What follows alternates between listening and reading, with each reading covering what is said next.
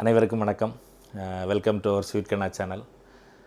இன்றைக்கி சண்டே ஒரு பயனுள்ள தகவல் நிகழ்ச்சியில் உங்களை சந்திக்கிறதுல மிக்க மகிழ்ச்சி. இன்றைக்கி நம்ம பார்க்கக்கூடிய டாபிக் அப்படின்னு பார்த்தீங்க அப்படின்னா வலிகள். ரொம்ப கொடியதில்ல, வலிகள்னாலே கொஞ்சம் கொடியது தான். ஸோ இந்த வலிகள் அப்படிங்கிறது என்ன மாதிரியான வலிகள் இருக்குது, அதிலிருந்து நம்ம அந்த வலிகளை என்ன சொல்கிறது, அதை ஓவர் கம் பண்ணுறது எப்படி அப்படிங்கிறத பற்றி நம்ம இன்றைக்கி பார்க்கலாம். முதல்ல வலிகள் அப்படின்னு சொல்லும்போது அது ஒரு உணர்வு.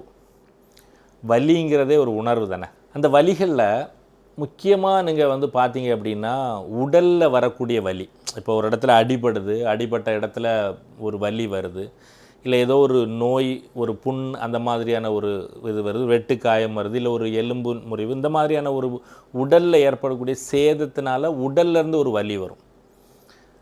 அதை உடலில் உள்ள வலின்னு சொல்லலாம்.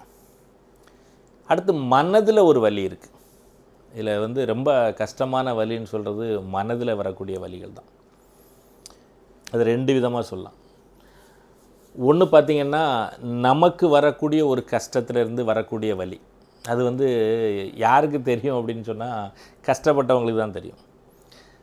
பண கஷ்டமாக இருக்கலாம், தொழிலில் கஷ்டம் இருக்கலாம், உறவுகள் நம்மளை கஷ்டப்படுத்திடலாம், இல்லை சில நிகழ்வுகள் நம்மளை ஏமாற்றத்தை கொடுத்துடலாம். இன்னும் நிறைய இந்த மாதிரியான ஒரு விஷயம், நம்ம ஒரு விஷயத்தை நோக்கி ஓடிட்டுருப்போம், அது நடக்காமல் போயிடும், அப்போது ஒரு வலி, ஒரு ஏமாற்றம், ஒரு துரோகம், இதிலெல்லாம் மனசில் வலி வந்துடும். இது நமக்கு வரக்கூடிய வலி.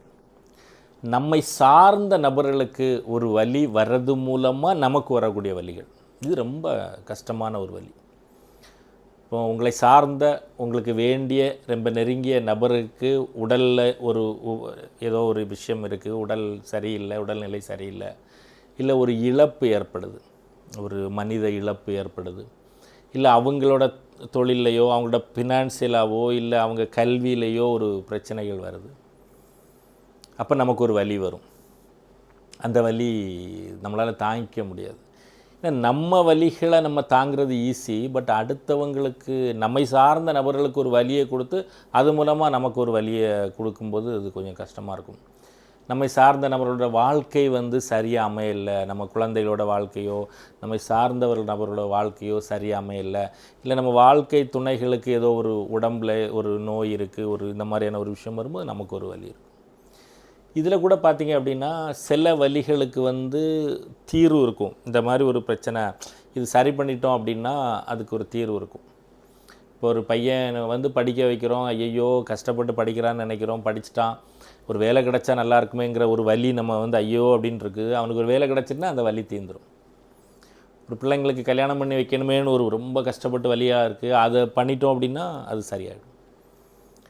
சில வலிகளுக்கு மருந்தே இருக்காது. சில உறவுகளை இழந்தால் அதுக்கு தீர்வு இருக்காது. அந்த வலிகளை நீங்கள் கடைசி வரைக்கும் வலி இருக்கும். நம்மை சார்ந்த நபர்களுக்கு உடல் மூலமாக ஏதாவது ஒரு பாதிப்பு வந்தாலோ, இல்லை அவங்க உறவுகளில் ஒரு பாதிப்பு வந்தாலோ, அதில் ஒரு வலி வரும்போது ஒரு இது இருக்கும். இதுக்கு எல்லாத்துக்கும் மேலே என்ன ஒரு விஷயம் கூட சொல்லுவோம், இந்த வலிகளுக்கு ஒரு மூலமாக இருக்கக்கூடிய ஒரு விஷயம் பயமும் உண்டு.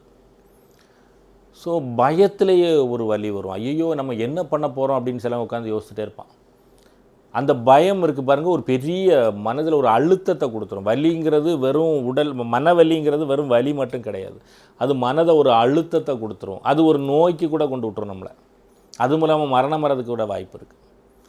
அப்போ தன்னை சார்ந்த நபர்களுக்கு வரக்கூடிய வலிகளை நம்ம எப்படி தாங்கிக்கிறது, இல்லை அதை எப்படி இது பண்ணிக்கிறது, நமக்கு வரக்கூடிய வலிகளை நம்ம எப்படி எடுத்துக்கிறதுங்கிறது கொஞ்சம் நம்ம பார்த்தோம் அப்படின்னா நம்ம அதிலேருந்து கொஞ்சம் தப்பிச்சுக்கிறதுக்கான வாய்ப்புகள் இருக்குது. உடலில் ஒரு வலி ஏற்பட்டுட்டு ஒன்றும் பண்ண முடியாது, அந்த வலியை தாண்டி தான் ஆகணும், இல்லை அந்த நோயை நம்ம இது பண்ணணும். மனதில் ஒரு வலி ஏற்படும் போது இந்த வலி ஏன் ஏற்படுது அப்படின்னு முதல்ல பார்க்கலாம். நம்ம மனதிலையும் சரி, நம்மளை சார்ந்த நபர்கள் மனதிலையும் ஒரு விஷயத்தை நம்மளால் ஏற்றுக்க முடியலன்னு வச்சுடுங்க, நம்மளால் அதை அக்செப்ட் பண்ணிக்க முடியலன்னா அது ஒரு வலியாக தான் வரும். அக்செப்ட் பண்ணிட்டோன்னா அதுக்கு அடுத்து என்னங்கிற ஒரு எண்ணத்தில் போகும்போது அது வலி தெரியாது. சரி, நடந்துடுச்சு, அடுத்து என்ன செய்யலாம், ஐயையோ நடந்துச்சுன்னா அது பெயின் தான். இன்னொரு விஷயம் நமக்கு சொல்லணும் அப்படின்னா, நம்ம யாருக்கோ அந்த வலியை உருவாக்குனதுனால நமக்கு கடவுள் அதை உருவாக்கியிருக்கலாம். அது எங்கே அது என்ன டாபிக் அப்படின்னு பார்த்தீங்கன்னா கர்மான்னு போயிடும். நம்ம வாழ்க்கையே வந்து ஒரு கர்மா தானே. நம்ம உருவாக்குறது நமக்கு திருப்பி நடக்குது, அந்த கர்மா தானே. இப்போ அடுத்து சரி நம்ம தான் ஏதோ ஒன்று தப்பு பண்ணியிருந்துருக்குறோம், அதனால் அது நமக்கு திருப்பி வருது போல் இருக்குது அப்படின்ட்டு. இந்த விஷயத்தை சொல்லும்போது நான் ஒரு சின்ன கதை ஒன்று சொல்கிறேன். புத்தர் ஒரு முறை உட்காந்து தவம் பண்ணி அந்த மரத்தடியில் உட்காந்துருப்பார். சீடர்கள் இருப்பாங்க, நிறைய பேர் அவரை பார்க்க வருவாங்க. அவரை பார்க்க வந்த ஒரு நபர் வந்து அவரை நல்லா கண்ணா பின்னான்னு திட்டுறார் புத்தரை. புத்தர் அமைதியாக சிரிச்சுட்டே உட்காந்துருக்கார். அவர் சிரிச்சு போயிடுறார். இப்போ சீடர் வந்து கேட்குறாரு கோவமா, என்ன நீங்கள் அவர் இவ்வளவு குருவே என்ன இவ்வளவு அவர் இது பண்ண பிறகு நீங்கள் இவ்வளோ அமைதியாக இருந்தீங்களே, எனக்கு ரொம்ப கோவமெல்லாம் வந்துடுச்சு அப்படின்னு. இப்போ புத்தர் சிரிச்சுட்டே சொல்லுவாராம், இதில் 2 விஷயம் இருக்குது. ஒன்று வந்து நான் ஒருவேளை உணர்ச்சி வசப்படுவேனா கோவப்படுவேனாங்கிறது அவன் டெஸ்ட் கூட பண்ணியிருக்கலாம். அப்போ எனக்கு கோபம் வரலைன்னா நான் ஓரளவுக்கு நிலையில் தான் இருக்கேன்னு அர்த்தம். 2வதான ஒரு விஷயம், ஏதோ ஒரு ஜென்மத்தில் நான் அவனை திட்டிட்டு அவன் இந்த ஜென்மத்தில் வந்து அவன் என்ன திட்டியிருக்கான்னா அந்த கணக்கு கழிஞ்சிருது. சப்போஸ் நான் அதை எதிர்த்து திருப்பி திட்டினா அதுக்கப்புறம் அதுக்கு நான் இன்னொரு ஜென்மம் எடுத்துகிட்டு வர வேண்டியதானாலும் இருக்கலாம் இல்லையா அப்படின்னு சொல்லுவாராம். அது மாதிரி நம்ம செய்த விஷயங்கள் நமக்கு திருப்பி வருதுங்கிறத கூட நம்ம மைண்டில் எடுத்துக்கிட்டோன்னா தட் இஸ் ஆல்சோ அக்செப்டன்ஸ் தான். சரி நம்ம ஏதோ பண்ணியிருக்கோம், சரி பரவாயில்ல, அடுத்து நம்ம இதிலேருந்து நம்ம வெளியே எப்படி வருதுங்கிறது யோசிக்கிறதுக்கு ஒரு வாய்ப்பு இருக்குது. அதை ஏற்றுக்க முடியலன்னா நம்மளால் அதை அக்செப்ட் பண்ணிக்க முடியாது. தன்னை சார்ந்த நபர்களுக்கு வரக்கூடிய வலிகள் அப்படின்னு பார்க்கும்போது அது ரொம்ப கொடிய வலிகள் தான் சொல்லுவோம். அந்த வலிக்கு மருந்துகள் அப்படின்னு சொல்கிறத விட நம்ம நிலையை உயர்த்திட்டு உறவுகளுக்கான ஒரு இது கொடுத்துருந்தாலுமே அதில் ஒரு பற்றற்று அப்படிங்கிற ஒரு சின்ன விஷயத்தில் நம்ம வந்து அவங்க லைஃப் இது இப்படி தான் இருக்கணும் போல் இருக்குது அப்படிங்கிற ஒரு விஷயத்தை நம்ம எடுத்துக்கிட்டு அதை எப்படி சரி செய்ய முடியும்னு பார்க்குறது மூலமாக அந்த வலிகளை குறைச்சிக்க முடியும். அது ஈஸின்னு நான் சொல்ல மாட்டேன், அது வந்து அந்த நிலையை அடையிறது ஈஸின்னு சொல்ல மாட்டேன், பட் முடியும், எல்லாராலையும் எல்லா நிலைகளையும் அடைய முடியும். அப்படின்னு வரும்போது சரி ஏற்றுக்கிற பக்கம், சரி அவங்களுக்கு ஏதோ ஒன்று நடக்க வேண்டியது அப்படி நடந்திருக்கு அப்படிங்கிறத ஏற்றுக்கிட்டு மூலமாக வலிகளை கொஞ்சம் குறைக்க முடியுமே தவிர அதுலேருந்து நம்ம முழுசாக வெளியே வரோம்னு சொல்லக்கூடாது. இப்போ வலிகள் அப்படிங்கிறது நமக்கு வரக்கூடிய வலிகள், நம்மை சார்ந்தவள் வலிகள். இதுலேருந்து நம்ம ஒரு விஷயத்தை பேசிட்டு இந்த வீடியோ நான் முடிக்கலான்னு நினைக்கிறேன்.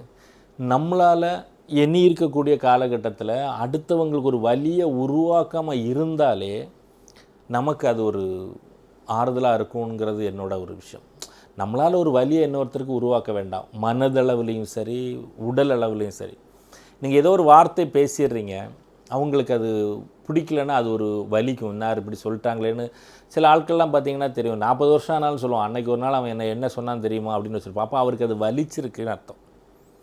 அப்போ நம்ம உருவாக்கக்கூடிய வலிகள் மேபி நமக்கு திருப்பி வர்றது கூட வாய்ப்புகள் இருக்குது. அப்போ இனி வரும் காலங்களாவது நம்ம வந்து ஒரு நபருக்கு நம்ம நல்லது செய்யலைனாலும் பரவாயில்ல, எதையும் கொடுக்காமல் இருந்தாலும் பரவாயில்ல, கொடுக்கணும்னு சொல்லலை, நல்லதும் செய்ய வேண்டாம், ஆனால் ஒரு வலிய வார்த்தைகள் மூலமாகவோ இல்லை ஒரு செயல் மூலமாகவோ இல்லை நம்ம அவங்கள ஏதோ ஒரு துன்புறுத்தல் மூலமாகவோ ஒரு வலியை உருவாக்காமல் இருக்கிறது மூலமாக தொடர்ந்து நம்ம வலிகளை நம்ம குறைச்சிக்கிறதுக்கான வாய்ப்பு இருக்குது. ஸோ அப்போ ஒரு வீம்பு பிடிக்கிறது, ஒரு அதாவது இது பண்ணுறது, அதாவது என்ன வீம்பு பிடிக்கிறதுன்னு தான் சொல்ல முடியும். அதாவது நான் அவனை விடுவேனா பாரு, நான் அவனை ஒரு இது பண்ணிடுவேன். ஒரு நிகழ்வு நடந்துடுச்சு, அந்த நிகழ்வுக்கு பிறகு நான் விடுவேனா நீ விடுவேனான்னு 2 பேரும் பிடிச்சி வச்சுருக்கிறது மூலமாக கடைசி வரைக்கும் வலி தான்.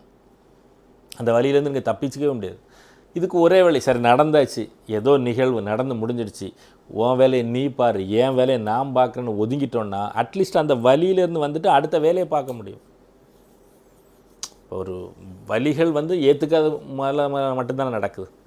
ஸோ அந்த மூலமாக நம்ம தொடர்ந்து மற்றவங்களுக்கு வலிகளை கொடுக்காம இப்போ இருக்கக்கூடிய வலிகளை தாங்கிக்கிட்டு நம்ம வாழ்க்கையை ஒரு ஆனந்தமாகவும் ஒரு சொர்க்கத்திலையும் ஒரு சந்தோஷமாகவும் எல்லோரும் வாழணும் அப்படின்னு சொல்லி இந்த பிரபஞ்சத்திட்ட வேண்டி விரும்பி, இந்த வீடியோ உங்களுக்கு பிடிச்சிருந்தா இந்த சேனலை சப்ஸ்கிரைப் பண்ணலைன்னா சப்ஸ்கிரைப் பண்ணுங்கள், உங்கள் ஃப்ரெண்ட்ஸுக்கு ஷேர் பண்ணுங்கள், வீடியோவிலே கமெண்ட் பண்ணுங்கள். நன்றி, வணக்கம். என்றும் அன்புடன் கண்ணன் ராஜகோபால். தேங்க்யூ.